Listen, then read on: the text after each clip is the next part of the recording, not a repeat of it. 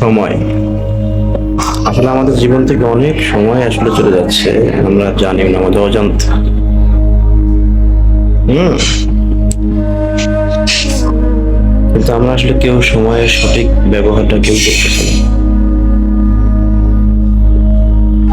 এখন সময় আসে, বেঁচে আছে, এর জন্য এই সময়ের মর্যাদা বুঝতেছি না আমরা কেউ।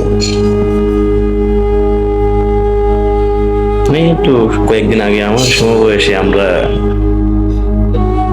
কত বয়স, 20-25, হঠাৎ হঠাৎ মৃত্যু। তাকে যখন নামাজের কথা বলা হতো সে বলতো যে আরে সময় তো আছে, পড়বো, আজকে না কালকে, কালকে না পরশু, এইভাবে এভাবে এই সময়টা কেটে গেছে। অথচ তার জীবনে অনেক সময় চলে গেছে, সে জানেও না এতটা সময় গেছে যে তার মরণ পর্যন্ত চলে আসছে। সো সময় যেহেতু আছে, সঠিক কাজে ব্যয় করুন, ভালো কাজে ব্যয় করুন, তাহলে মরণের পরেও মানুষ মনে রাখবে।